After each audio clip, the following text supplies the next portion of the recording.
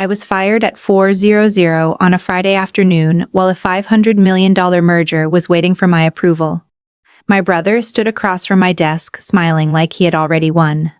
He had no idea that every overseas partner keeping our company alive trusted me more than the company itself. He had no idea that the man arriving on Monday morning could destroy our entire global supply chain with one sentence. And he definitely had no idea that the termination paper he forced me to sign would become the document that set me free. By the time he understood what he had done, his stock was collapsing. His board was turning against him. Our father was begging me to save the empire they built on my back, and I was no longer interested in saving any of them. Stay with me, because what happened in that boardroom did not just end a merger, it ended a family legacy. And before we begin, tell me where you are watching from in the comments. If you have ever been underestimated by someone who only looked powerful because other people kept cleaning up their mess, then hit like, subscribe, and tell me what you would have done in my position. My name is Stella. I was 33 years old. For 8 years I had served as vice president of APAC operations for one of the largest manufacturing companies in Seattle. From the outside, our company looked unstoppable. We had a glass tower over Elliott Bay.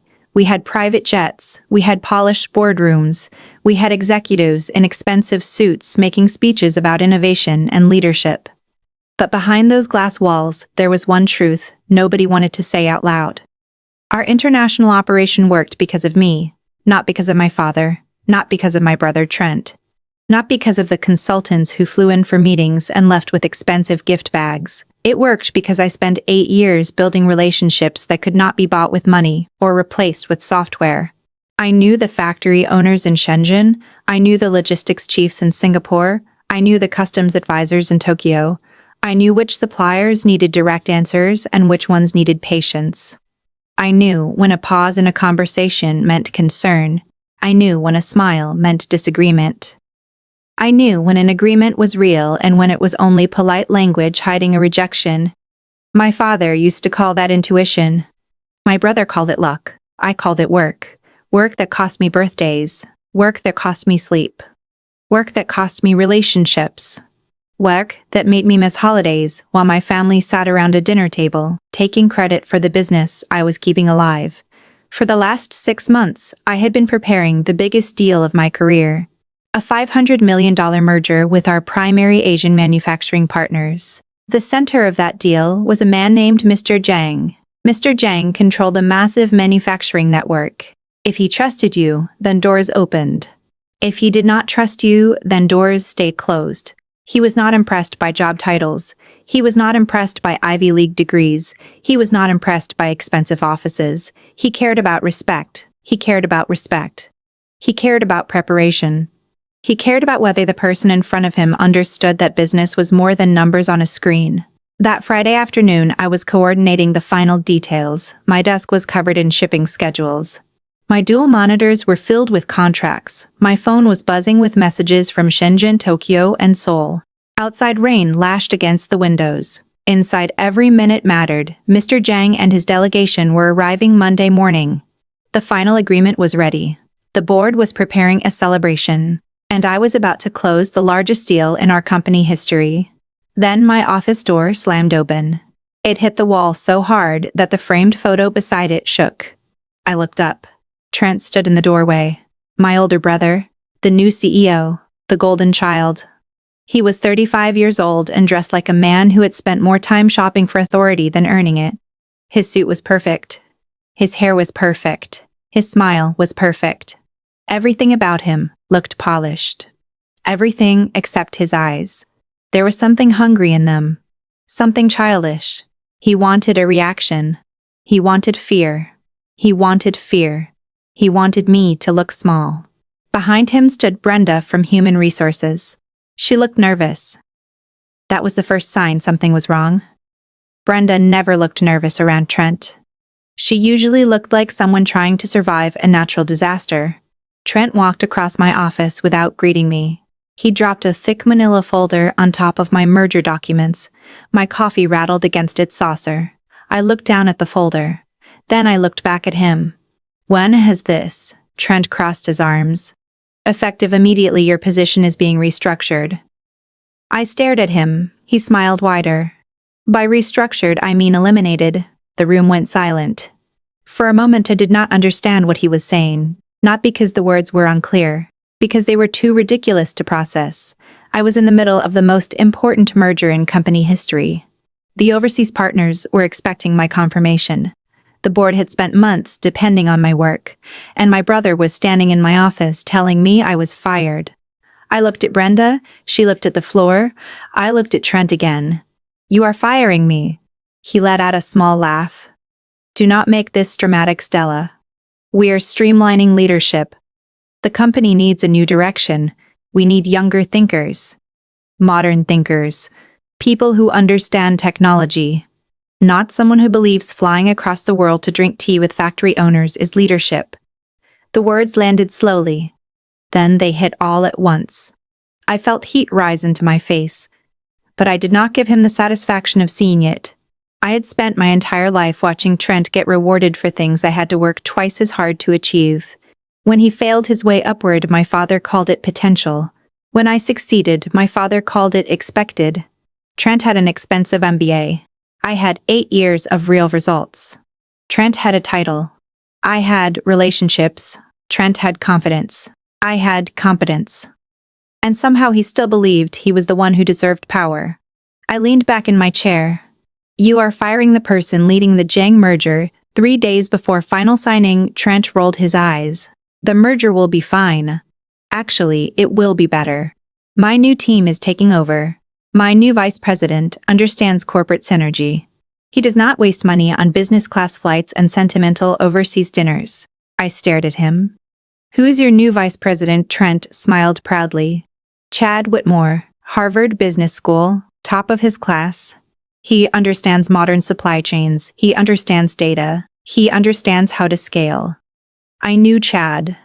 Everyone knew Chad. He had never managed an overseas operation. He had never negotiated with an Asian manufacturing leader. He had never been responsible for a shipment arriving late, or a factory shutting down, or a customs official blocking freight at a port. He had spent most of his career making presentations about operational efficiency. And now Trent was giving him my entire division. I looked down at the folder. Then I looked at the messages flashing across my phone. Mr. Jiang was waiting for my confirmation. A logistics director in Singapore was asking for final authorization. A supplier in Shenzhen was waiting for a response. Trent saw the screen and frowned.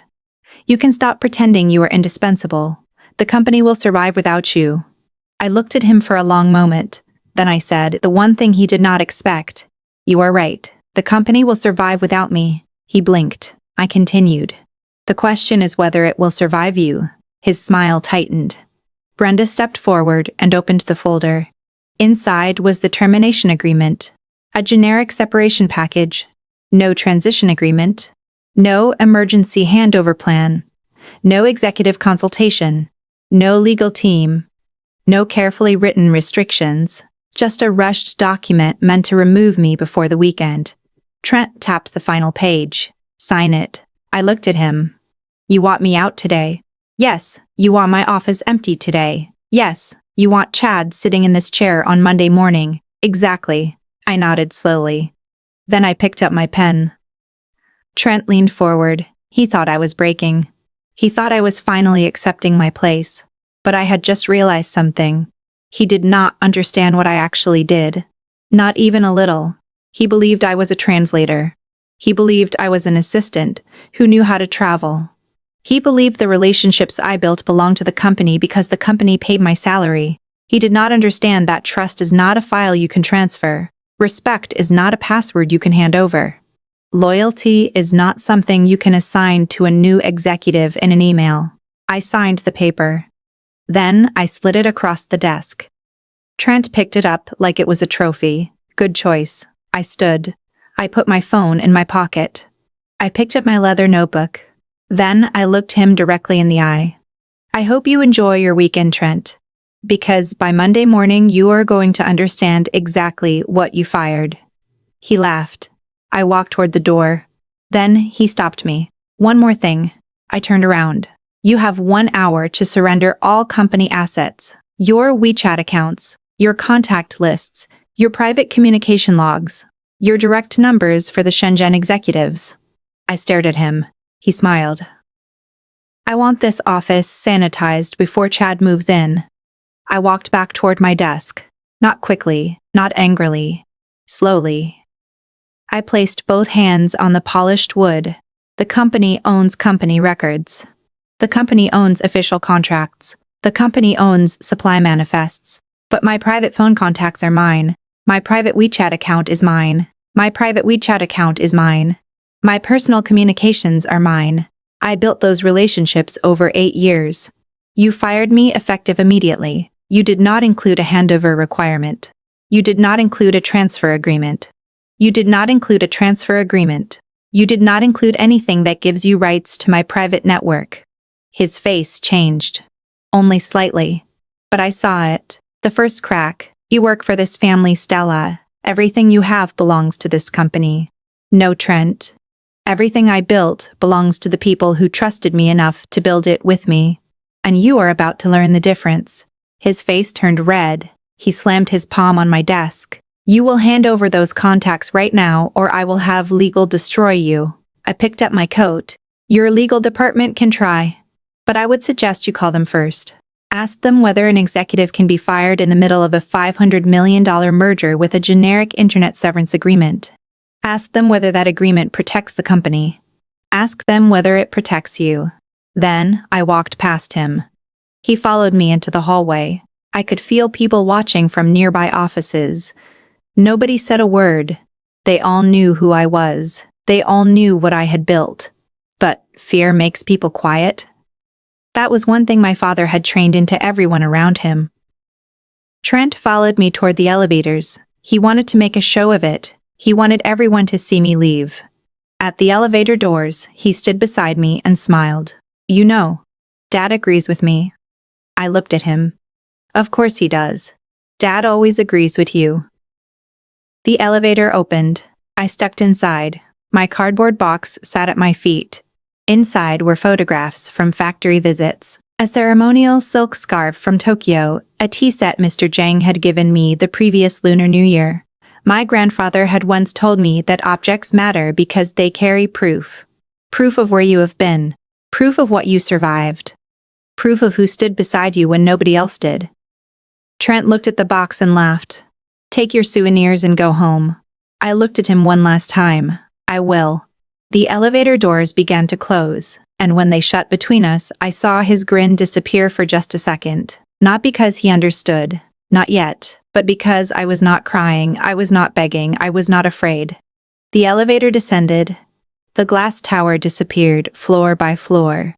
And for the first time in 8 years, I did not feel trapped inside it. I felt free.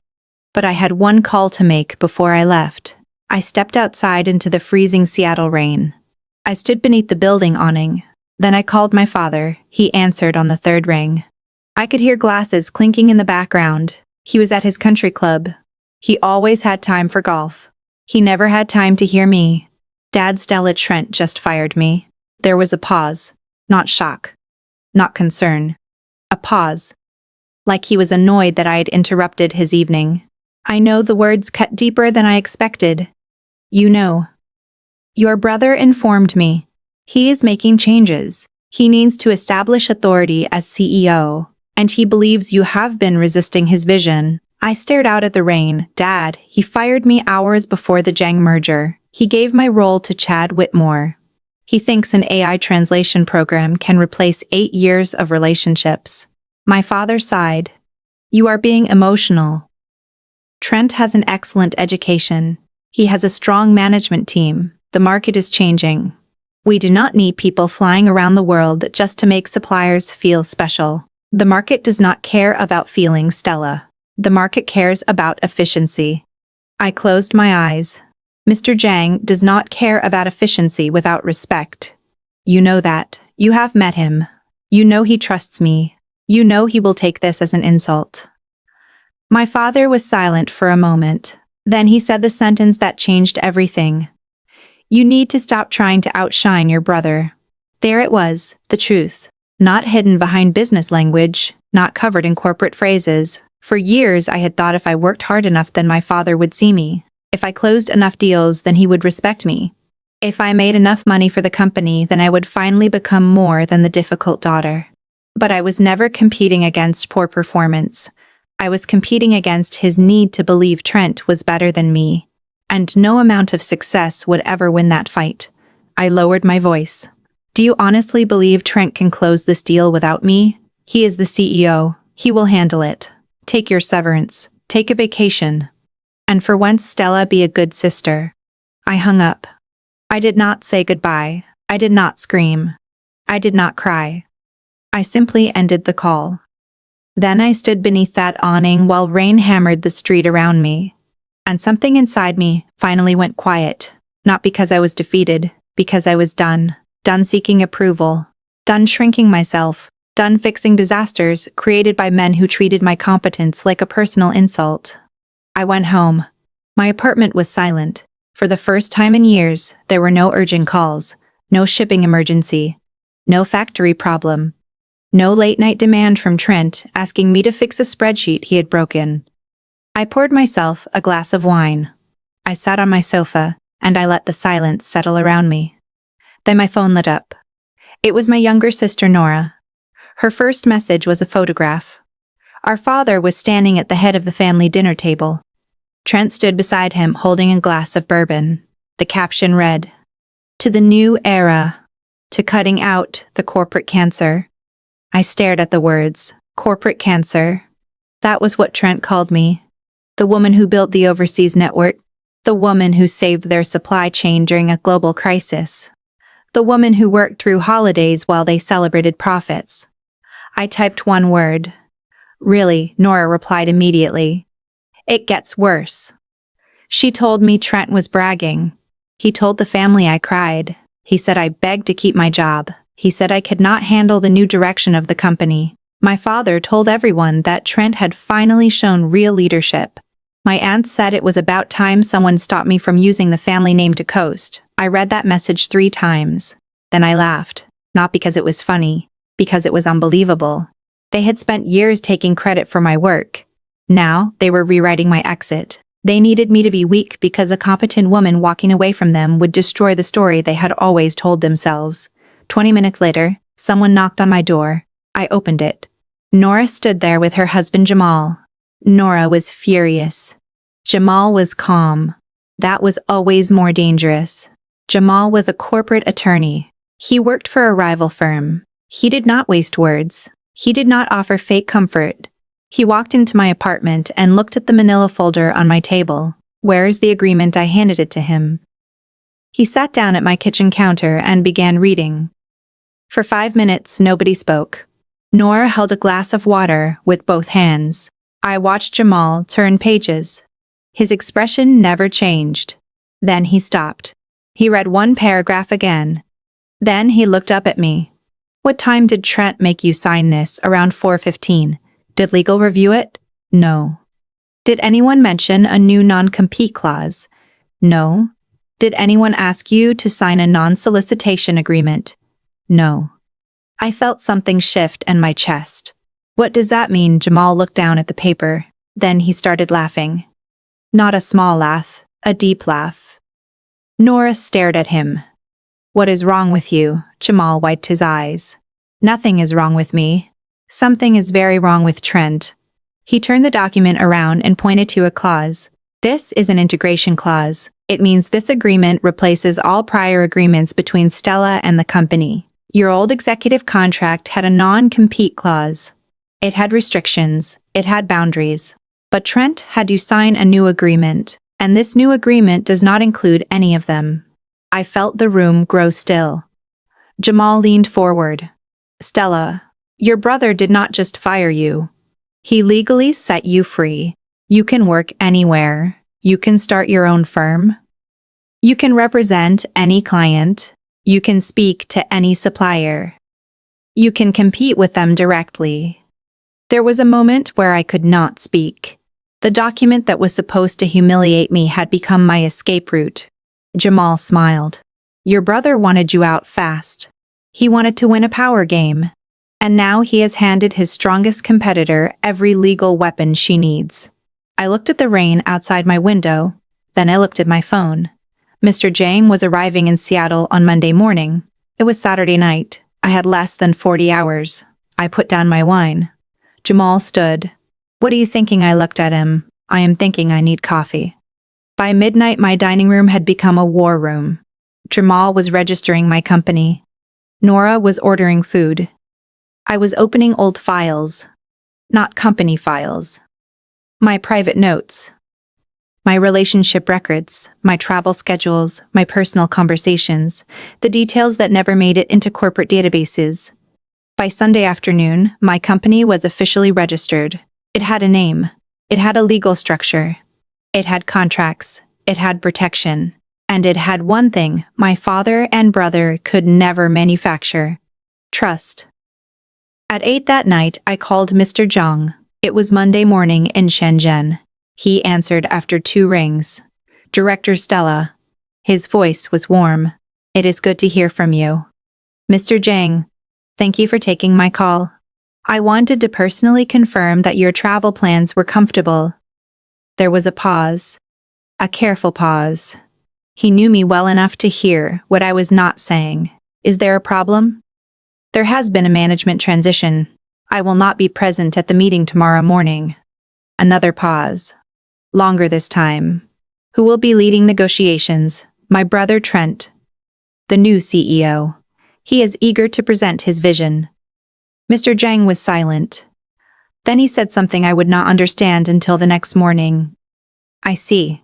Thank you for showing me the respect of telling me yourself. We will attend as planned." The call ended. I sat back in my chair. Jamal looked at me. "Do you think he will walk away?" I shook my head. "No, I think he's gonna let Trent show him exactly who he is." Monday morning began with sunlight over Seattle, the kind of bright, clean sunlight that makes everything look hopeful. At my former office, Trent was preparing for a celebration. He ordered champagne. He ordered caviar. He told the assistant to make the boardroom perfect. He wore a suit that cost more than some employees made in a month. He had Chad beside him. He had Tyler, too. Tyler was a 22-year-old intern holding a tablet. That tablet was loaded with the AI translation software Trent had bought to replace me. Tyler was scared. He tried to warn Trent. The software struggles with industry-specific language. It also struggles with regional expressions. Trent waved him off. "It is translation, Tyler. How hard can it be?" At 9:45, the elevator doors opened. Mr. Zhang entered with 6 executives. They wore dark suits. They moved with quiet precision. They did not smile. They did not touch the champagne. They did not look at the caviar. They looked around the room. They were looking for me. Trent walked toward Mr. Zhang with both arms open. "Zhang, my man. Welcome to Seattle. It is about time you saw how a real modern company operates." Mr. Zhang looked at his hand. Then he looked at Trent. Then he pulled away. The room went cold. Trent did not notice. He snapped at Tyler. "Get the translation app ready." He turned back to Mr. Zhang. "My sister Stella is no longer with the company. She decided to pursue something less demanding. But do not worry, we upgraded our system. Now we use artificial intelligence." Tyler held up the tablet. The robotic voice began translating. Mr. Zhang did not move. Trent sat down at the head of the table. He started talking about efficiencies, margins, control. He demanded a 15% cost reduction. Then he made a joke about cutting corners at factories. The translation software repeated every word. It did not soften anything. It did not understand tone. It did not understand respect. And it turned Trent's arrogance into a direct insult. The room became silent. Chad stopped smiling. Tyler looked like he wanted to disappear. Mr. Zhang sat still. Then Trent made it worse. He laughed. He said something about cheap glue and plastic parts. He told the delegation that their factories needed to stop acting like they were building luxury products. He said they should be grateful for the chance to grow with a modern American company. The translation software delivered every word. The silence that followed was not confusion. It was rage. Mr. Zhang stood. He placed one hand on the table. Then he slammed it down. The sound shook the room. Tyler dropped the tablet. It shattered on the floor. Trent leaned back in his chair. For the first time all morning he looked scared. Mr. Zhang looked directly at him. Then he spoke perfect English, not broken English, not hesitant English, perfect English. This entire display is an embarrassment. Trent froze. Mr. Zhang continued. I have tolerated your lack of preparation. I have tolerated your disrespect. I have tolerated your offensive assumptions about my people and our work, but I will not sit here and listen to a child pretend he understands global business. Trent tried to speak. Mr. Zhang raised one hand. When had my father's director Stella? Trent's face went pale. She is sick. Mr. Zhang did not blink. Very sick. A sudden medical emergency. She is in intensive care. She wanted us to continue the meeting. Mr. Zhang reached into his jacket. He took out his phone. Then he placed it on the table. He called me. The phone rang through the boardroom. Once, twice, 3 times. I answered. Good morning, Mr. Zhang. I trust the champagne was chilled to your liking. The room went silent. I could hear Trent breathing through the speaker. Mr. Zhang looked directly at him. Your brother told me you were in intensive care. I smiled. That is interesting. I am perfectly healthy. I am simply no longer employed by the company. I was terminated on Friday afternoon because the new CEO believed I was unnecessary. Trent stood up. Stella, shut your mouth. Mr. Zhang slammed his hand against the table again. You will not threaten her. Then he looked at Trent. You have no idea what you destroyed. We did not agree to this merger because of your title. We agreed because of Stella. She earned our trust. She protected our interests. She respected our culture. She understood that business begins with people. You removed the only person in this building capable of maintaining our relationship. Then you insulted my delegation. You insulted our integrity. And now you lie about your own sister's health because you are too weak to admit what you did. Trent looked around the room. Chad was staring down at the table. Tyler was standing by the wall. Nobody was defending him. Mr. Zhang opened the merger agreement. He turned to the signature page, then he tore it out. He held it in front of Trent. The signature line waited for Trent's name. Mr. Zhang ripped the page in half. Then he dropped the pieces at Trent's feet. I am withdrawing from this merger, and I will make sure every supplier in my network understands why. He picked up his phone. Director Stella, I would like to speak with you about future opportunities. I looked at the documents on my dining room table. My new business. My new life. My own future. I would be honored, Mr. Zhang. The delegation walked out. Trent stood alone in the boardroom. The champagne was untouched. The caviar was untouched. The tablet was shattered. And the deal was gone. By noon, the rumors had spread. By 1 o'clock, the financial news was reporting a failed international merger. By 2 o'clock, the stock began falling. 5%, 10%, 20%, 30%. By market close, the company had lost billions in value. But that was only the beginning, because Mr. Zhang did exactly what he promised. He called people. Not reporters, not lawyers. People, manufacturing partners, shipping executives, logistics directors. By Tuesday morning, 5 suppliers had suspended their relationships with the company. By Wednesday morning, freight lines had frozen deliveries.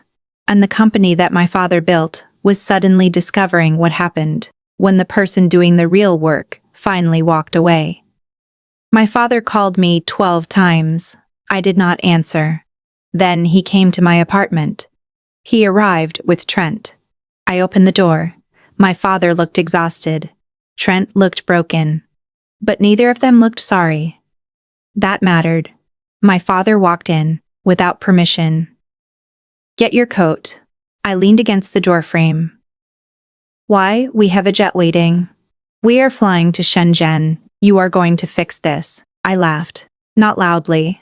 Just enough for him to understand how absurd he sounded. Fix what your brother made a mistake. A mistake. Dad. He destroyed a $500 million merger. He humiliated a respected partner. He lied about me being in intensive care. That is not a mistake. That is a disaster. My father stepped closer. This is family, Stella. You do not abandon family. You need to put your anger aside and do your duty. For a second I felt the old version of myself trying to wake up. The version that apologized. The version that took blame. The version that believed love meant accepting disrespect. Then I looked at Trent. He was standing behind our father. He had the nerve to speak. I am willing to reinstate you. I stared at him. He continued. You can have your old role back, 5% raise, but you need to sign a new confidentiality agreement and get Mr. Jang back to the table. Nora was sitting in my living room. She covered her mouth to hide a laugh. Jamal stood beside her with his arms crossed. I looked at my brother. You lost the largest deal in company history. Your stock is collapsing. Your board wants you removed. And you are offering me 5%. Trent's face tightened. It is generous. No, Trent. It is pathetic. I stepped closer. You fired me because you thought I was weak. You called me dead weight. You said I was a glorified translator. You believed you could replace trust with a tablet. You believed you could replace experience with a degree. You believed you could replace me. Now you want me to save you. I looked at my father. And you want me to save the man you always chose over me. My father's face hardened. Watch your tone. No, you watch yours. For 33 years, you taught me that my value came from what I could do for you. You taught me to sacrifice my life so Trent could look successful. You let him sign documents built from my work. You let him take credit for my results. You watched me work until I was exhausted. And every time I succeeded, you told me to stop making my brother look bad. My father looked away. That was the first time I had ever seen him unable to meet my eyes. Jamal stepped forward holding the termination agreement. Stella is a free agent. Your rushed paperwork voided her non-compete restrictions. She can build any business she wants. She can work with anyone she chooses. And legally, there's nothing you can do about it. My father turned toward Trent. You used the generic template. Trent swallowed. I needed her out quickly. My father closed his eyes. For the first time, I saw real fear on his face. I looked at both of them. You have one thing right. I am no longer your employee. But I am not coming back. I am not getting on your jet. I am not flying across the world to clean up the destruction you caused. I am building my own company. And I am doing it without your approval. Trent took a step forward. You cannot steal our partners. I looked at him. I am not stealing anything. They are choosing. That is something you have never understood. You cannot force people to trust you. You cannot demand loyalty after treating them like disposable tools. You cannot destroy every bridge and then complain when nobody builds you another one. My father stared at me. Stella, you are making an emotional decision. I shook my head. No. I finally stopped making emotional decisions. I stopped loving people who only love what I can do for them. Then I opened my front door. Get out. My father did not move. I pointed toward the hallway. Get out of my home. Trent looked at him. My father looked at me. For years, he had controlled every room he entered. But not this one. Not anymore. He stepped outside. Trent followed. I closed the door. Then I locked it. The sound of the deadbolt sliding into place felt like freedom. 2 days later, the board held an emergency meeting. I was not invited. I did not need to be. Eleanor was there. She was the largest independent shareholder. She had always known my father's favoritism was dangerous. When the company stock dropped another 12%, she stopped being quiet. The board voted to remove Trent as CEO. Then they voted to force my father into early retirement. The company tried to hire new diplomats, new executives, new consultants, but it was too late. The suppliers did not want a new face. They wanted someone who understood them, someone who respected them, someone who did not see them as tools. That was when Mr. Jang came to my office, not my old office. My office. A small but beautiful space downtown. No marble lobby. No private elevator. No giant logo on a glass wall. Just a team of people who believed work should speak for itself. Mr. Zhang walked in with his delegation. He shook my hand. Then he smiled. Director Stella. I told him I was no longer a director. He looked at me calmly. Then what should I call you? I looked around the room. At Nora. At Jamal.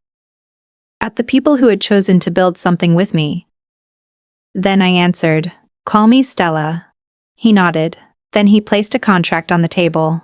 A $500 million exclusive manufacturing agreement. Not with my father's company, not with Trent's company. With mine. I signed it. And in that moment I understood something I wish I had learned years earlier. They did not take my future from me when they fired me. They gave it back. They thought they were taking away my title. But they were taking away a cage. They thought they were humiliating me. But they were forcing me to see my own value. They thought they were ending my career. But they were clearing the road for the life I should have built all along. Months later, I heard that Trent moved out of Seattle. He blamed the board. He blamed Chad. He blamed the software. He blamed Mr. Zhang. He blamed everyone except himself. My father called once. I did not answer. Not because I hated him. Not because I wanted revenge. I simply had nothing left to prove. That was the real ending. Not the stock crash. Not the torn contract. Not the board vote.